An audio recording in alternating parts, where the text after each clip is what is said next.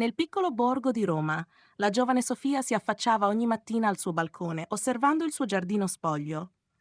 La terra era secca e priva di vita, eppure lei non riusciva a smettere di immaginare il tripudio di fiori colorati che un giorno avrebbero potuto sbocciare lì. Ci vuole lavoro, Sofia, le diceva sempre sua nonna, che aveva un orto rigoglioso. Non basta sognare, devi sporcarti le mani. Quel giorno il sole splendeva alto e Sofia decise che era il momento di iniziare.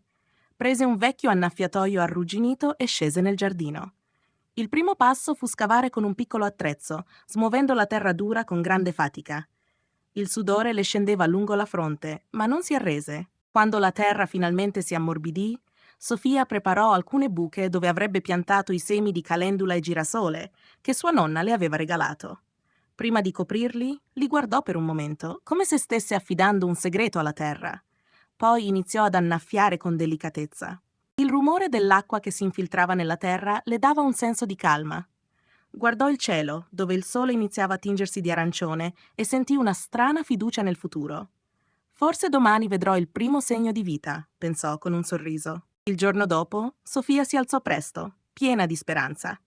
Con la tazza di tè ancora fumante in mano, si avvicinò alla finestra per controllare il suo giardino.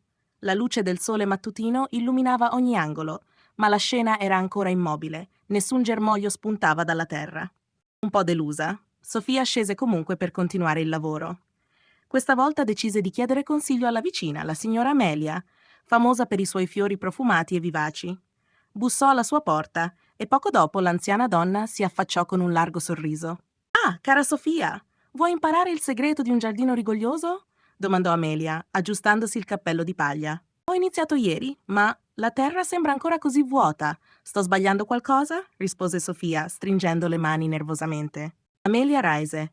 «La pazienza è la prima qualità di un buon giardiniere, ma anche un piccolo trucco aiuta. Vieni, ti mostro qualcosa». La donna portò Sofia nel suo giardino. Un'esplosione di colori. Petunie, margherite e rose si alternavano in un'armonia perfetta. Amelia si inginocchiò vicino a un'aiuola e mostrò a Sofia come mescolare un po' di compost nella terra, spiegando che questo avrebbe dato ai semi il nutrimento necessario. «Devi anche annaffiare con costanza, ma senza esagerare. I semi hanno bisogno di respirare oltre che di bere», disse Amelia, mentre le porgeva una piccola pala e un sacchetto di fertilizzante naturale. Sofia tornò al suo giardino con nuovo entusiasmo. Si mise a lavorare come Amelia le aveva insegnato, mescolando con cura il compost alla terra e annaffiando con precisione. Con ogni gesto sentiva crescere dentro di sé una strana connessione con la terra sotto le sue mani. Quando il sole iniziò a calare, illuminando il cielo con tonalità rosate, Sofia si sedette per un momento sulla vecchia panca di legno al centro del giardino. Chiuse gli occhi e immaginò i fiori che un giorno avrebbero ondeggiato sotto quella stessa luce. Per la prima volta sentì che il giardino stava già cambiando, non fuori, ma dentro di lei. Quando il sole iniziò a calare, illuminando il cielo con tonalità rosate, Sofia si sedette per un momento sulla vecchia panca di legno al centro del giardino. Chiuse gli occhi e immaginò i fiori che un giorno avrebbero ondeggiato sotto quella stessa luce. Per la prima volta sentì che il giardino stava già cambiando, non fuori, ma dentro di lei. Passarono alcune settimane e Sofia non smise mai di dedicarsi al suo giardino. Ogni mattina usciva con l'annaffiatoio in mano, controllava la terra e cercava con attenzione i primi segni di vita. Il sole cominciava a scaldare di più ogni giorno e i suoi raggi sembravano incoraggiare i semi nascosti sotto la superficie. Una mattina, mentre Sofia era inginocchiata vicino alla siepe per rimuovere alcune erbacce, notò qualcosa di diverso. Un piccolo germoglio verde, sottile e fragile, spuntava dalla terra. Il cuore le balzò in petto. «Finalmente!» esclamò, quasi sottovoce.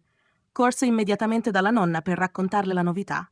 La trovò seduta sotto il pergolato, intenta a lavorare a maglia. «Nonna, nonna, i miei primi fiori stanno nascendo», disse emozionata. La nonna sollevò lo sguardo, sorridendo. «Vedi, Sofia? La pazienza e il lavoro danno sempre i loro frutti. Ma ricorda, un giardino non è mai completo. È un'opera in continua evoluzione». Incoraggiata, Sofia tornò al lavoro. Continuò a annaffiare ogni sera, quando il sole era meno forte, e ad aggiungere compost alla terra ogni 2 settimane. Intanto altri germogli iniziavano a comparire e il giardino si riempiva di piccole promesse di colore. Un giorno, mentre Sofia era assorta a sistemare i bordi di una nuova aiuola, Sentì una voce dietro di sé. Non sapevo che avessi il pollice verde. Si girò di scatto e vide Marco, il nuovo vicino di casa, che si affacciava al cancello. Era un giovane alto, con i capelli arruffati e un'aria curiosa. Sto imparando, rispose Sofia, un po' imbarazzata. Marco indicò il suo giardino, sorridendo. Sembra già bellissimo. Io non riesco nemmeno a far sopravvivere una pianta di basilico. Potresti insegnarmi qualcosa? Sofia rise. Se non ti spaventa sporcarti le mani con la terra, puoi unirti a me domani. Affare fatto, rispose Marco, prima di andarsene con un cenno della mano. Quella sera, mentre il sole tramontava dietro le colline, Sofia si sentì stranamente serena. Il suo giardino non stava solo fiorendo, sembrava che stesse portando nuove opportunità nella sua vita. Il giorno dopo, Marco si presentò puntuale, portando con sé una cassetta di attrezzi da giardinaggio che sembrava nuova di zecca. Spero che tutto questo serva a qualcosa, disse, mostrando vanghe e rastrelli con aria incerta. Sofia ridacchiò. La prima lezione è che non servono troppi strumenti. La cosa più importante è capire la terra. Gli mostrò come riconoscere il terreno troppo asciutto o troppo bagnato e come annaffiare senza esagerare. Marco ascoltava con attenzione, ma la sua goffaggine lo tradiva. Quando cercò di piantare i bulbi di tulipano, finì per cadere in una pozzanghera. Sofia scoppiò a ridere. Almeno sta imparando cosa vuol dire sporcarsi davvero. Nonostante gli incidenti, Marco sembrava divertirsi. Mentre lavoravano fianco a fianco, Sofia si accorse di quanto fosse piacevole avere compagnia nel suo piccolo giardino. Parlarono di tutto, della vita a San Fiorenzo, dei sogni di Marco di aprire una libreria e delle difficoltà di Sofia nel trovare il suo posto nel mondo. Quando il sole era ormai alto, si fermarono per una pausa. Seduti sulla panca di legno, guardarono il lavoro svolto. Le aiuole erano ben ordinate e i primi fiori cominciavano a mostrare i loro boccioli colorati. Non avrei mai pensato che la terra potesse essere così terapeutica, disse Marco, asciugandosi la fronte. Quando il sole era ormai alto, si fermarono per una pausa. Seduti sulla panca di legno, guardarono il lavoro. Quando il sole era ormai alto, si fermarono per una pausa. Seduti sulla panca di legno, guardarono il lavoro svolto. Le aiuole erano ben ordinate e i primi fiori cominciavano a mostrare i loro boccioli colorati.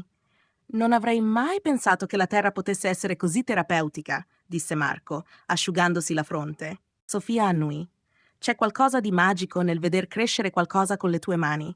È come se il giardino rispecchiasse il nostro impegno. Marco la guardò con un sorriso. E tu stai diventando una maestra incredibile.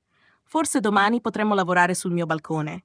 Penso che anche lì potremmo far crescere qualcosa. Sofia rise. Vedremo. Prima finiamo il lavoro qui. Mentre il sole iniziava a calare, Sofia si accorse che il giardino non era solo un luogo di crescita per i fiori, ma anche un legame che univa persone e storie. Dopo settimane di cura costante, il giardino di Sofia era finalmente sbocciato in tutto il suo splendore. Margherite, calendule e girasoli ondeggiavano al vento, creando un mosaico di colori. Il profumo dei fiori riempiva l'aria, attirando api e farfalle. Sofia si fermò al centro dell'aiuola, osservando orgogliosa il risultato del suo lavoro. Quel pomeriggio, la nonna arrivò per vedere il giardino di persona. Appoggiandosi al bastone, osservò ogni dettaglio. Poi si voltò verso Sofia con un sorriso. Brava, bambina mia. Hai dato vita a un angolo di paradiso. Ma ricorda, un giardino non è mai completo. Devi continuare a nutrirlo proprio come fai con i tuoi sogni. Sofia annui, pensando che quelle parole non potevano essere più vere. Marco arrivò poco dopo, portando con sé una piccola pianta di lavanda in un vaso di terracotta. Un regalo per il tuo giardino, disse, porgendogliela. Ho pensato che ci starebbe bene. È perfetta, rispose Sofia, sorridendo. Poi indicò un angolo vuoto vicino alla siepe. Piantiamola lì insieme. Mentre scavavano nella terra morbida, Marco le raccontò di aver iniziato a sistemare il suo balcone. Grazie a te, ho scoperto che il giardinaggio mi aiuta a schiarirmi le idee. È come se i fiori sapessero cosa dirti, anche quando tutto il resto è confuso. Sofia lo guardò, sorpresa dalla sincerità nelle sue parole. È vero. Il giardino ci insegna ad aspettare, a coltivare con pazienza, e ci ricorda che i risultati migliori arrivano con il tempo. Qualche giorno dopo, Sofia decise di organizzare una piccola festa per celebrare il suo giardino. Invitarono i vicini, inclusa la signora Amelia, che portò una torta alle mandorle fatta in casa. Le lucine che Sofia e Marco avevano appeso tra gli alberi creavano un'atmosfera incantata mentre il sole tramontava. La gente si aggirava tra le aiuole, ammirando i fiori e complimentandosi con Sofia. Non avremmo mai immaginato che questo vecchio giardino potesse diventare così bello, disse un uomo anziano, sorridendo. Quando calò la notte, Marco raggiunse Sofia vicino alla panca di legno. Entrambi guardavano il giardino, illuminato dalla luce soffusa delle lanterne. Questo posto è davvero magico, disse Marco. Ma credo che il segreto non siano solo i fiori. È il modo in cui li hai fatti crescere. Sei riuscita a trasformare la terra e a darle vita. Sofia abbassò lo sguardo, leggermente imbarazzata. Ho imparato tanto da questo giardino, ma penso che non avrei potuto farcela da sola. Anche tu hai contribuito. Marco sorrise. Allora è una nostra creazione. In quel momento una brezza leggera fece ondeggiare i girasoli, come se il giardino stesso volesse confermare le parole di Marco. Sofia si rese conto che la bellezza del suo angolo di paradiso non era solo nei fiori, ma nelle connessioni che aveva creato, con la terra, con se stessa e con chi la circondava. E mentre il sole ormai spariva del tutto dietro le colline, Sofia sentì che il suo giardino non era solo il suo rifugio, ma il punto di partenza di qualcosa di nuovo e meraviglioso.